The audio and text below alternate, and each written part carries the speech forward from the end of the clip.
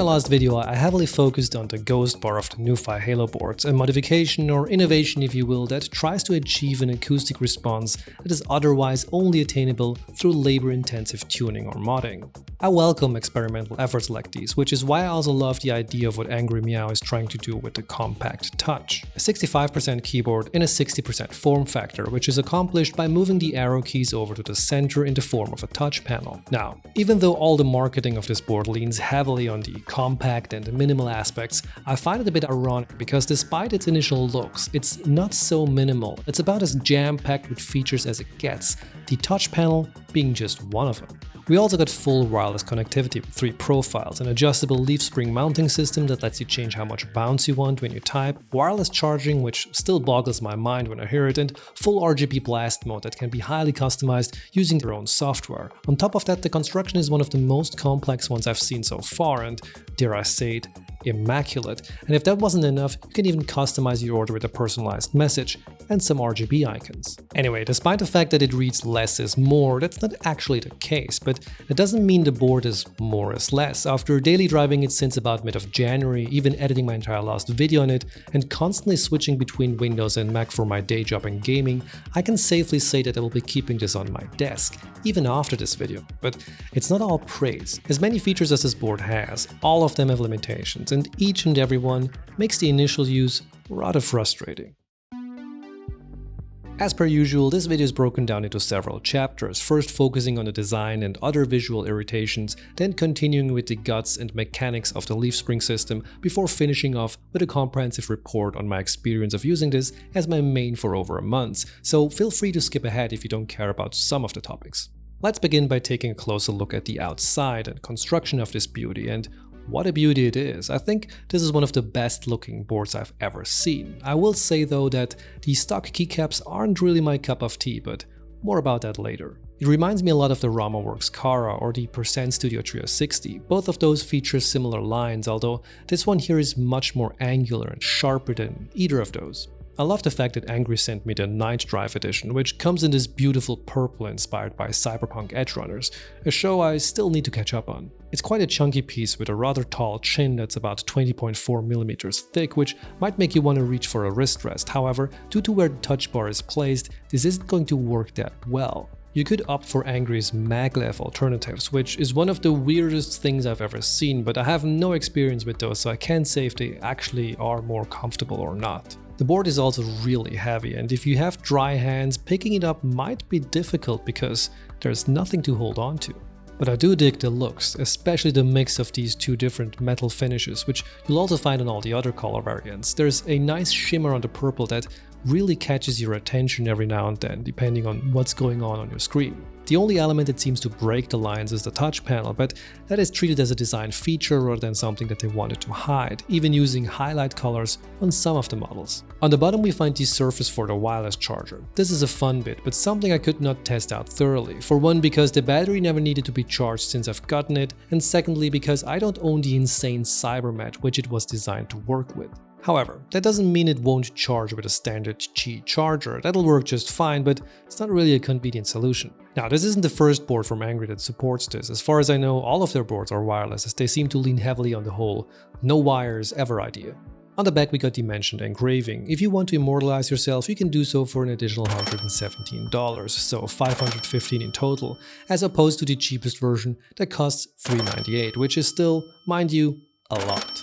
That version, along with the maglev and laser-based ones, will have additional case lighting at the front, and with the custom one you even get to choose what symbols you want. I'm personally glad that I didn't end up with any of them, as fun as they look, it's really not for me. But it is there for those who seek additional RGB prowess to broadcast their minimalism across the galaxy. Speaking of RGB, the board ships with these translucent glacier caps. They are great, if you're into fingerprint magnets. I don't encourage anyone to eat greasy things while typing away on a $400 peripheral, but if you do it here, it's even more noticeable. I kept wanting to clean the caps because the light from my monitor showed me just how much I am in need of a shower. Dirty. As you've seen from the intro and other shots though, I ended up replacing them with the GMK dots. Although the glaciers work well on this board and even sound better, I couldn't get used to the look and the very smooth, almost sticky surface.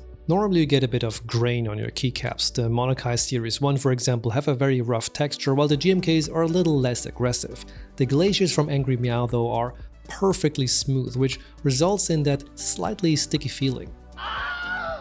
It's very effective in showcasing the per key RGB though. There are a total of 13 presets, although some of them look very similar, so the variety might be a bit less exciting than on other boards, but if you need more, there is a full RGB customizer that lets you create or paint whatever you want on the keyboard. It's pretty cool, I have to admit, and something that must have been carried over from their Cyberboard. I don't have the front lights, but as you can see here, there are 4 controllable LEDs on each side if you've got one of the fancier versions of this board. And lastly, you can even add animation frames to create your own light show. I'm not an RGB person, but even I gotta admit, this is pretty cool.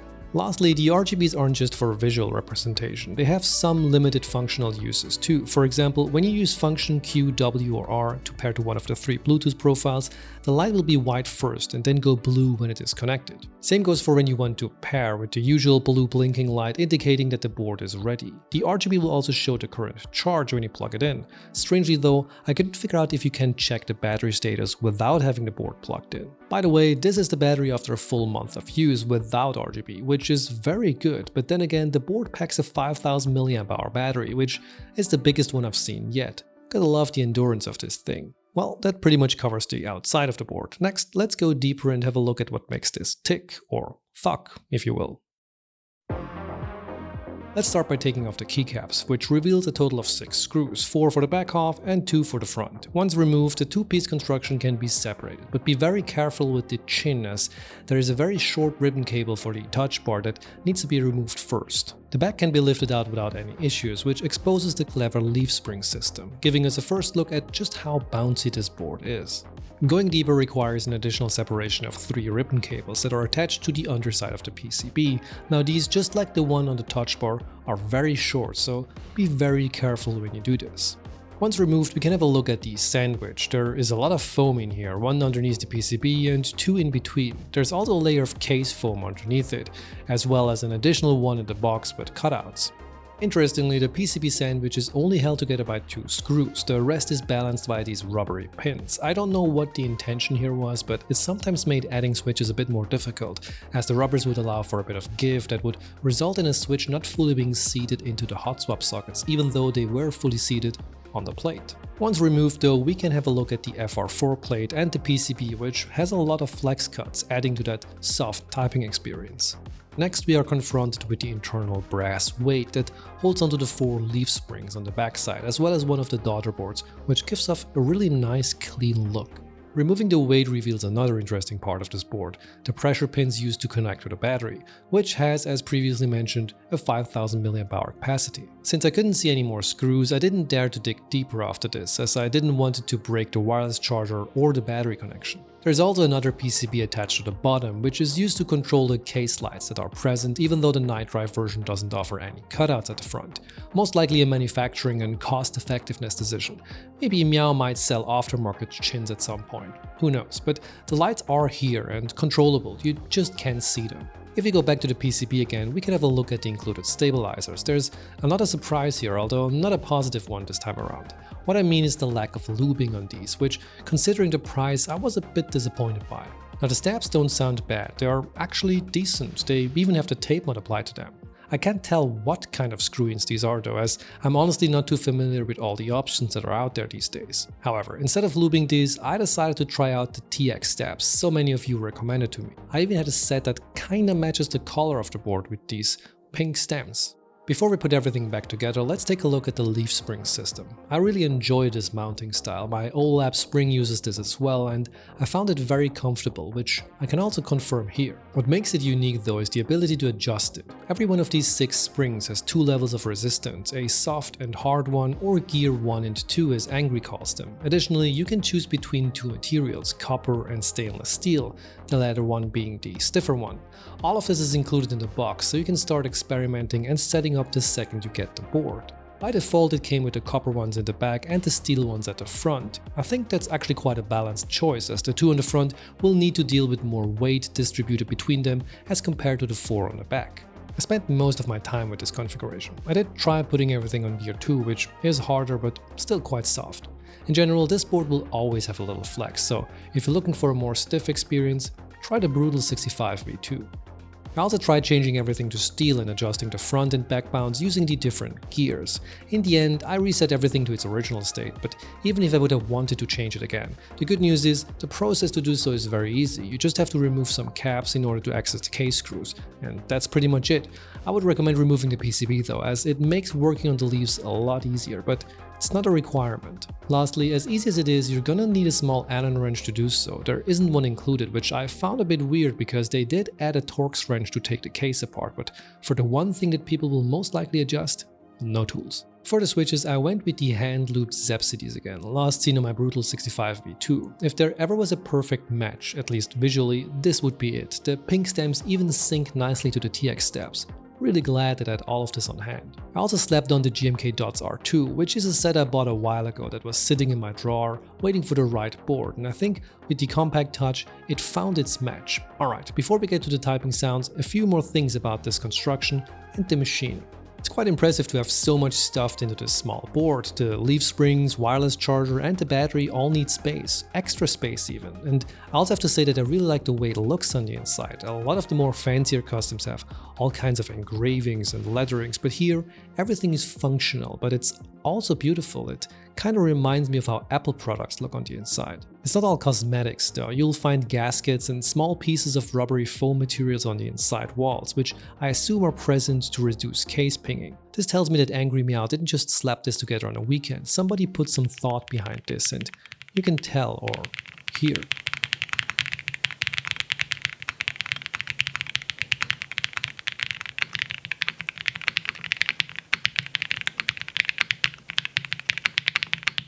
I have to admit, I think the pairing of the Glacier caps with the TTC Icy Silvers it came with is actually better. This is of course a personal preference, and I do think the stock stabs need some work, but other than that, acoustically, I prefer it.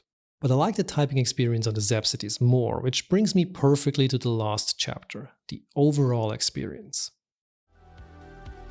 Up until now, you've practically only heard praises. It sounds great, it's adjustable, customizable, you can even paint on it, and it's beautiful, even on the inside, but let's get to some criticism. First, let's talk about the layout, the HKKB, which stands for Happy Hacking Keyboard, a term coined by Mr. Aidi Wada of Japan in 1996, or at least that's when the first HKKB board was released, according to Wikipedia, which is the maximum research I did for this video. He was looking for the optimal layout when switching between different computers. Heavily influenced by the original Macintosh, he created this. You can definitely see the resemblance on this very picture here, featuring Mr. Steve Jobs posing on said machine, showing off his latest character acquisition on the 1984 version of Genshin Impact. Why are you looking at me like that? But why am I mentioning this? Well, it's because I think Angry chose the wrong layout. No, not the fact that it's an HKKB board. I totally agree with Angry's intention to have a more symmetrical look. What I mean is that although they chose HKKB, they didn't pick the key configuration to go along with it. For example, HKKB boards have a split backspace and delete button where the pipe would normally go. The caps lock is moved to a secondary layer, while the control key takes that location. On the Compact Touch, we essentially have the same key config that a normal 60% would have, but in an HKKB layout, meaning the control key is tiny and in a position where I would normally expect the Alt key. Of course, you can use the configurator to change all of this, apart from the split backspace, but I think this is a missed opportunity to introduce people to a really cool layout, not just for the looks, but the actual thought that went behind it. Making it even worse, if you're on a Mac, you can't actually use the board when you plug it in for the first time, because the command key isn't mapped at all, which I find hilarious because the layout was inspired by Mac, but it's missing one of its most crucial keys. I'm of course nitpicking here. A quick configuration will omit all of these issues, but it still confuses me. Now, speaking of switching between Windows and Mac, I do this on a daily basis as I work on Mac for my day job and then switch to Windows for gaming and editing YouTube videos, which works really well. And if you want to have different layouts between operating systems, you can set up to 7 profiles and switch between them. Doing this really made me wish that everyone would just use VIA or Vile. It's not only because I've really gotten used to those programs, but because those are just really straightforward to work with and give you a vast amount of options while keeping it simple and convenient. You do get a web interface with the Compact Touch, but every time you want to update the board, you have to download the JSON and manually import it to your plugged-in keyboard. Again, I'm nitpicking here, and all of the problems can either be solved or our initial setup or getting used to problems, which brings me perfectly to the last and most polarizing part, the touch bar.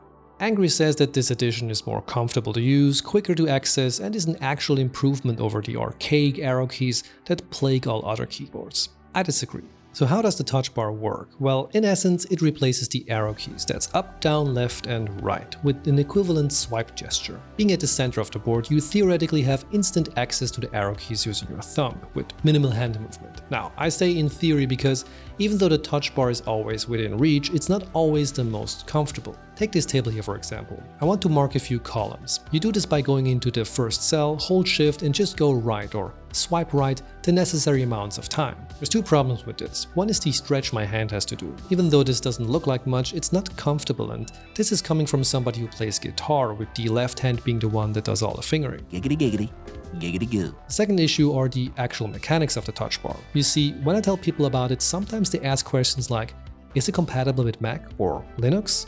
Of course it is, and there's a very simple reason why, because this isn't a touch bar in the modern sense, like the trackpad on your laptop for example. It literally just registers 4 inputs. There's no velocity, no tapping, just the arrow keys. Let's go back to the spreadsheet example. You can also swipe and hold, which is essentially the same as keeping the key pressed, but that doesn't help to improve the usability either. On a normal keyboard, I would just hit the arrow key a couple of times. It's fast, it's reliable, it's tactile, hey, it's mechanical. With the swipe gestures, you're inherently slower when the action you try to do needs multiple inputs. The movement of continuously doing this is very tiring, and holding it is inaccurate. On a video timeline, for example, you're gonna overshoot and then you're gonna have to swipe in order to get where you want to go in the first place. However, if it's a single input you seek, meaning you just go right or left once, well, then the tables have turned and the touch bar might actually be faster. Take the emoji selection on Mac for example. You hit Control, Command and Spacebar at the same time, which will pop up this small window here. First in line are the most used ones, and as I am a vigorously happy fellow, I want to use the smiley face, which I get to with just one swipe down. Success. This was fast, easy and convenient. Everything that was promised, fulfilled. It's true. All of it.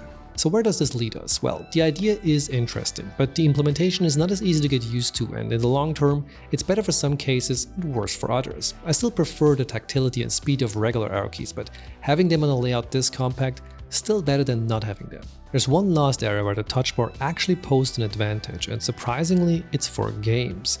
When you play something like an FPS for example, you can map the arrow keys to frequently used secondary actions like switching to a specific weapon or ability or show a menu overlay, as long as you don't have to spam that key. A quick swipe is actually faster than having to move your precious WASD fingers. This is actually really cool, but also brings me into the final issue I have with the touch bar. I was hoping that in the layout configurator the arrow keys or touch bar would simply be there and could be remapped to anything else, just like all the other keys, but sadly, this isn't the case. I would have loved to abuse the swipe for skipping music tracks, activating macros, or even key combos. That would have been awesome. If you know a little bit about ergonomic keyboards, a lot of them have a special key cluster near the thumb. That's because on normal keyboards the thumb is heavily underused, and this touch bar could leverage that, but it is limited by its own implementation. So if you're seeing this Angry Miao, please don't be angry about my rant and consider opening up the touch bar. Let us configure it, let us change its functions just like you allow us to change everything else on this board. I genuinely love this thing. It has so much going for it and it does almost all of them so well, but it falls just short before the finish line. But despite this, I will still continue to use it, even after this video, because no matter how angry this cat is, I just can't say no to furballs. Hey, thank you so much for checking out my video on the Angry Miao Compact Touch. I hope I didn't come across too nitpicky. If you're interested, check out the link to the Indiegogo page in the description below. It's still running until March 5th, I believe. Anyway, thanks again for watching and see you in the next one, which is going to be about something that's very dear to my heart. Bye!